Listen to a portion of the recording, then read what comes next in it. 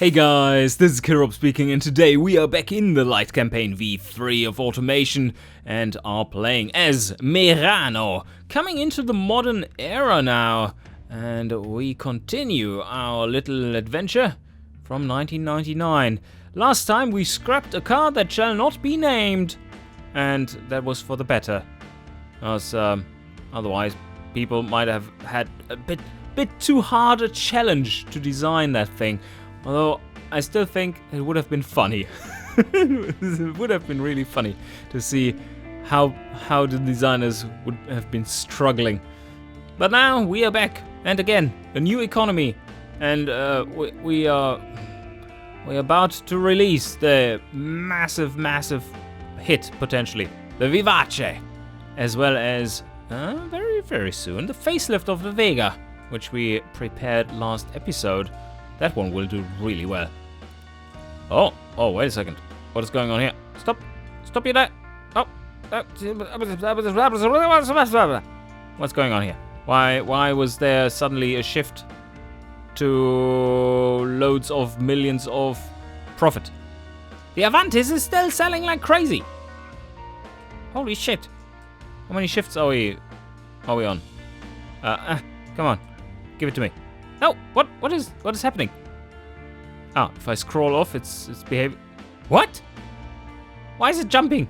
Oh, this behavior is strange. Okay, Avantis. There we have it. 2.6 shifts there. And we have a stock of 1.7 months. That is to be expected. Only a margin of 32%. Yeah, could be better, but 10 million. 10 million in profit. But now, let's see what the Vivace can do. This will be fantastic. Come on. There. And we are still not bankrupt. And first wave of selling. And there we go. Okay. It starts out at 20 million. Sold everything. Yeah. Okay, that's a good start. And when we look at the markets, you can see what happened. Yeah. Look at that. Now we have Light Sport covered to 100%. And track budget, convertible sport budget, and convertible sport all covered to the max. But at this point, we are not selling any supercars because the Vega is in retooling. Now this is misleading. Let's say it's misleading. And let's see, Light Sport at 19.3% at this point. And, oh, we are losing a lot of hypercar awareness and supercar awareness. Yeah, it's only the Vega selling into these, really, apart from our, Freshetta. How many months of... Ooh. It is slightly too many. Let's stop you here. Pause the production. Agree. There are enough cars of you available right now. We only need the CRX for another few weeks worth of production. Alright, enough cars have been made of this one. 40 months worth of production. And agree. There we have it. We stopped all the production. And these are the last cars we are going to make of this. That was all. But now the Vega shall come back with a vengeance. At the end of 1999. And there we go. We made some nice losses to offset taxes. And ticking over. First wave of production. There we go. Yeah, almost back to old form. Will take a month or two. Oh, now the Freshetta is actually starting to sell a little. Look at that. 2.3 million a month. It's not coming from many cars sold. Okay, now we are starting to kick major ass. Wow. 70 million almost there. And the Vivace is doing 40 million. Let's check out the markets right now. Oh yeah, Light Sport is coming up. And at this point, it might be worth activating a higher dealership. Because we are more or less maxed out here. Let's see what difference this makes. So in supercars, around 25%. Light Sport, oh, we're increasing so much. 25% there, like around 30% seems to be our cap right now. And you know what? Before we pay major taxes, let's up the Fruinian market by 1. That's 500 million. Agree. And we still paid 125 million in taxes. Wow. Okay, well, up to 1.6 billion. It is time to further expand. And this time, this year we go into Gazmir, level 6. Agree. Oh, also it's 2001, which means that we will have available 2005 bodies. And I still need a replacement for the fucking Avantis. And that is from 87 and still selling. Oh, by the way, did you notice that the Avantis is selling despite us having updated the engine facelift? So what I did last episode with keeping the old variant in a new engine facelift, that is what actually is required for you to keep producing the same car. There we go, finally! Finally, there's some coupy stuffs going on here. Oh, they're all the coupes. Look at them. Oh, this could be a fun one. But we already have our little coupe. There's a lot of good stuff here. This one could work out well. 2.8 meter. So let's get right into that. Maybe we should start making that one in steel as well. But that would go against our lightweight kind of bases. So, aluminium. And semi-space frames. Yeah. Or do we have glued? Yes, we do have glued. Well, glued is something that is made in small factories. Minimum factory size? Small. Yes, correct. Limited production. Never made this monocoque, but this will be a full aluminium car. Cool. And also, this kind of chassis design makes convertibles not much heavier, which is great. That's what we are going for. There will be a convertible version of this one as well. Or will there? Probably not. GT Premium doesn't have a convertible desire, so let's maybe skip that. Oh, this one will be interesting. This one will be really interesting. So we are going to create a new variant in an existing engine project. And we're going to choose our 83 Monster engine. Yeah, that project. Exactly that. Because we need some power. Not that much power. That is ridiculous power. But we do need power. What? Oh, this is a clone. Right. So, we don't need to make an R. We do need to make an L. And not called clone. Like this. Alright. So what can we do here? Forged, lightweight forged. That revs to the moon. Is good. Don't quite need that much quality on it. And probably not cam profile 100. Throttle per cylinder. Nah, twin is fine. And of course, standard intakes. Yes, standard, because we do want to have a quiet engine. Ah, the Conrads are still dying. Oh, we could go for the titanium option. But that needs a CNC workshop. Oh, and the crank. What have we done? Why is this still so stressed? So stressed out. We're only revving it to 9,600. That's nothing for Merano. Ah, I know what it is. We're revving this one a little too high. Yeah. It's impressive, that's for sure. It's very impressive. But maybe we don't need to rev it quite that extremely high. And a bit of stress on the crank.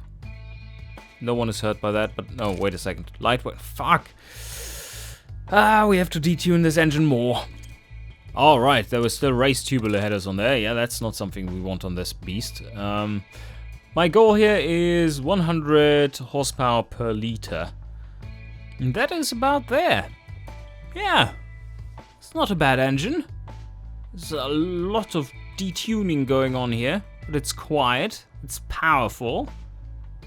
It definitely supports a somewhat heavier car. It's not the crazy race engine it is based on anymore. That makes perfect sense. If someone wants to have the crazy race engine, they have to buy the Freshetta. Okay, now it's perfect. 520 horsepower out of 5.2 liters. Very good for a luxury car engine. And I mean, it revs a decent amount, 9,100. And the coupe body it is. Come on, be selected. Oh yeah, oh yes. Oh yes, that looks like a GT body. And we are going to give this one all-wheel drive, because with that much power, it's still a lot of power, then it becomes useful. Fully clad, I've already set up the wheels, 225 to 65 brakes. Let's just shoot for 275 at 3 and 1. And fully clad. Yes, interior 4. And we are going for... should we go all out? Handmade? Or do we only go for luxury? I think we should have one variant that is in sport. Oh, 7,000. Wow. Yeah, that's a lot. Luxury CD should be good enough. And then we add free quality to this. We don't need traction control, really. I'm still trying to avoid this. It's a massive engineering time. ABS is required. And then we put in standard 90s. Active Sport. We should not cheap out on this stuff. Yeah, it's a start. 135 points in the correct categories. Currently, the Prius we built was scoring higher, though. Okay, let's fix the gearing first. Oh, wow. This thing is fast. First gear to 100. Oh, we don't need first gear to 100. Nah, that's overkill. How fast is this, though? 350. And look at that. We don't even need a differential because we have all-wheel drive. Like, a non-open differential. I mean, no limited slip dip. Slip dip? The slip dips. they are a mean bunch, the slip dips. Now we just need to fix our steering. And then it will be a sports car in no time. There we go. Oh, that was a good guess, Kirob. Yeah, not too shabby. We need 325s there, but other than that, it was pretty much spot on. Oh, no, it wasn't. We still have 12.3% brake fade. That is not acceptable. That's because this car is so damn fast. Okay, now we are only losing 3% sportiness. That's a lot better. Better deal. 51 sportiness rating now and 34 comfort. Are we a little low for those categories because of that? No, it's looking good. With how much they value comfort, I believe that we need a better compromise between sportiness and comfort, though. So we hold the car here and see if our retune helps. I'm going to lower the springs to about there. I think that is a better compromise to get comfort up pretty quickly. In this area it rises pretty quickly and then don't gain much if you're approaching this line too much. While you still don't lose too much sportiness, yes. So dampers down, please. Alright, here we go. Let's have a quick look. We dropped a little bit in drivability, only 0.8. We dropped a few points in sportiness, as is expected. 3 points, almost 2.9. And we gained... Holy shit, that's a lot. 7.4 points in comfort. And overall, we are quite a bit higher now. So yes, I do believe that is a very reasonable change to make. We can also up the camber a bit more. The fast steering graph looks fantastic. And I'm very happy with this tune. This is working out. So we're going to revert to held car, clear held car. This is now our current one. Yeah, very good build. This thing will do just fine. Oh, I haven't morphed it yet. Or have I? Oh, no, I haven't. The nose. Yeah. This is definitely not what I want. This looks quite nice. A little bit of a nose thing going on here. Some stronger lines. Gives it some attitude, but it also creates a pretty strong line up front. Maybe I need to tone this down ever so slightly. There. Yes, that's better. I haven't even checked yet. How much does this thing weigh? 1,700. Yeah, that's to be expected. All alloy construction, but still quite heavy. Also, what is in there in terms of seats and comfort, really. Now, a question will be, do we want to have some aero quality or not? Let's see what it does. So, it lowers... Let's see, lots of more production units. Over 20 production units extra. We don't need to produce that many of it, but don't think that's worth it. That's about 11-12% of production units increase. Yeah, that means 11-12% less cars built. And what do we get for it? A prestige gain of 0.2 points. It's not quite worth it. How much faster does this thing become, though? 331 versus 324. Yeah, it's definitely not worth it. It's nice that we can use the same size wheels. That cuts down the costs a lot. Look at that. So combined material costs 5.8, and this is 8.9. Oh, whew. Yeah, that's good thing. A good thing.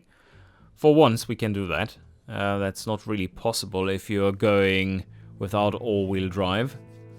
If this really is the basic version of this, and we might want to cater to the GT element a bit better by lowering this one to 139. Let's pin this one instead and get rid of GT Premium. Why are you pinned? Ah, it's the manger pin, yes. Do they enjoy this one more? No. Do they like that one more? Nope, it's too expensive. But Premium City is what they love, and then the GT Premium wants to have the luxury sat-nav. Let's see if we can get that engineered. It will take a while. So new. And we are continuing our ongoing theme of musical terms. So here we have the Allegro, which basically means fast and bright or something like that. And here, of course, this one is the base version, the CGT. I'm very happy with this car. And we, again, shall not name what happened before this. Well, this one was put on the drawing board. It was kind of an abomination in comparison. You will have a lot of fun designing this one, I'm sure. The markets look pretty much spot on. And this one even passes as a muscle premium, because it has a somewhat acceptable engine in it for muscle. 5.2 liter, very much on the small side, but in the realm of possibility. Oh, one thing we have not done is to put this thing around the test track. How could I forget? That's a lot of weight to carry around the test track though. But it has the power to do so. There we go, acceleration is, whoa, adequate. And that is a fast time. It's a good thing that we dragged out that old beast of a race engine and made something wonderful out of it. 2 minutes, 10 seconds, 53. Now it's cloney time.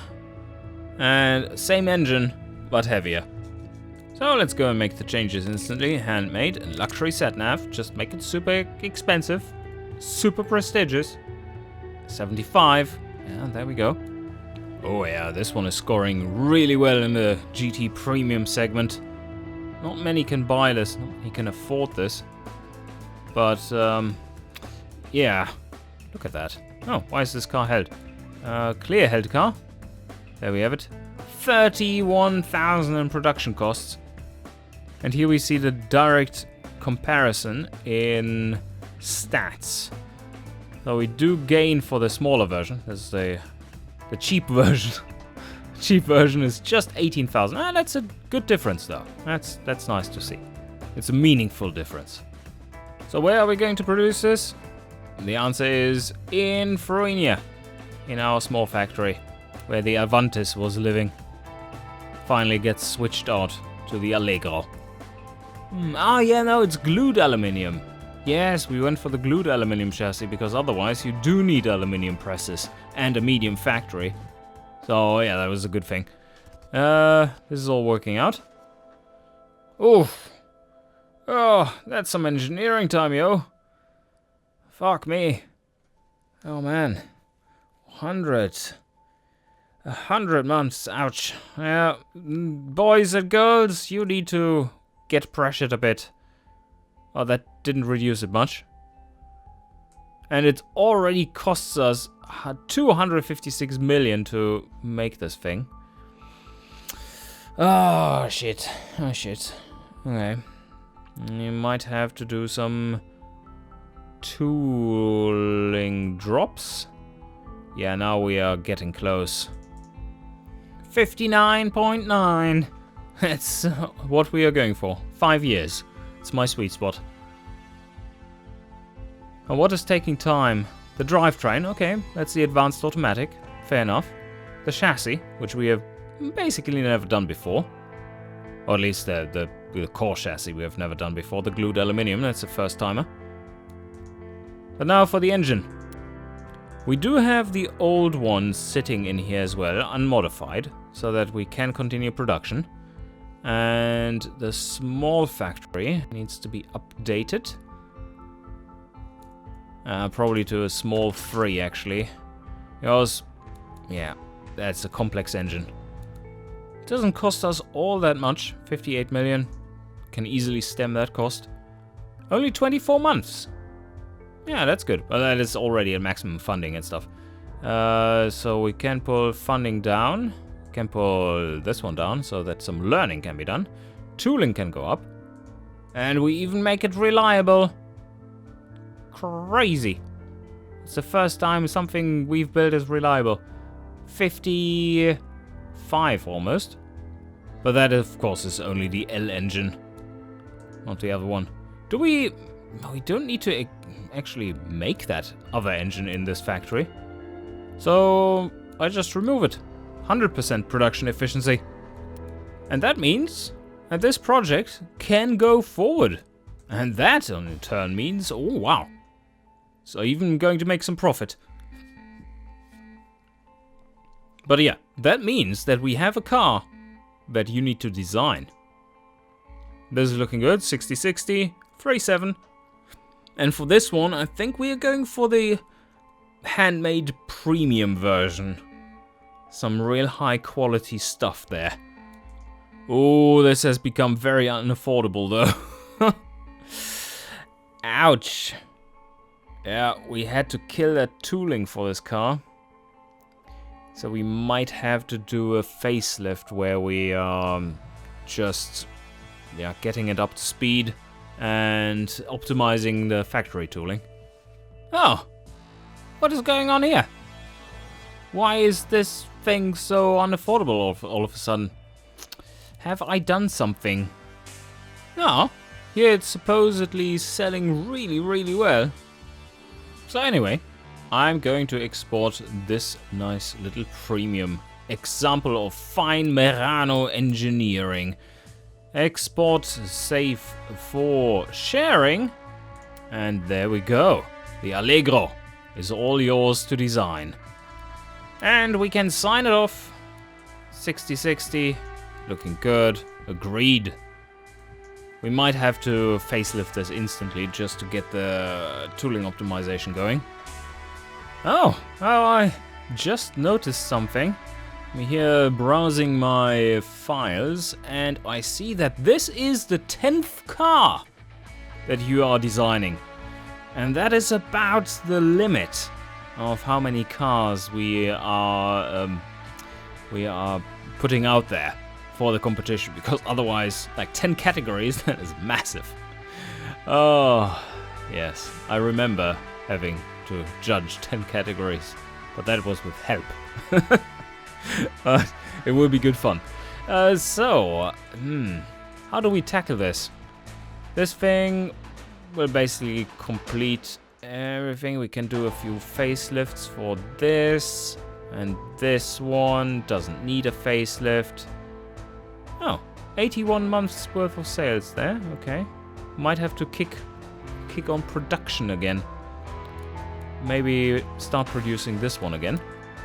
And so I think we are going to just make one more car that we're going to make some facelifts and stuff, but one more car that I'm going to let you design. The bonus car. This is the bonus car. And do we want to have any special rules for that one? I don't know. Special rules like points count twice towards the overall win? Something like that? I will have a ponder about that, and I will be informing you about that decision in the community hub for the challenge, which is also, or the competition, which is also linked in the description below this video. And the submission period has not started yet, guys. So if you want to get into it and also partake and grab a few points, have your car judged by myself and or ridiculed, depending on how quality it is. Quality engineering, design engineering. So yes, one more special car maybe. Yes, that one more special car. We could make it take a long time and be very special. But then again, I don't think I can beat the absolute awesomeness that we created in the Freshetta, because that thing is just insanity. Oh yeah. I might have to try. On the other hand, how does it even work when if I should make a car that is based on a V16? Can you even open that and design the body? Like if you don't have the V16s, that is. Questions over questions. I know why it showed that it wasn't affordable in the GT segment anymore. That is because the forecaster had already upped its base margin to 69%, or its starting margin to 69%, and that makes it unaffordable in the GT category. But seems to be the margin we can sell it at, so yeah, I don't care. Fuck you guys who are in the GT category. We are selling to the GT premiums instead. It looks like things are going extremely well for Merano here. Just look at this graph. Stop you there. Stop. Oh, yep, okay, we stopped it. This is the time where we are going to do a few facelifts of a few very important cars. Not this one though, it's fine. Don't need a facelift for that. But for the Vivace and for the Vega, there are facelifts coming in the next episode.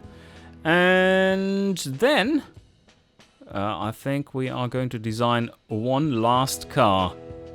And until then, I hope you enjoyed, and see you guys next time.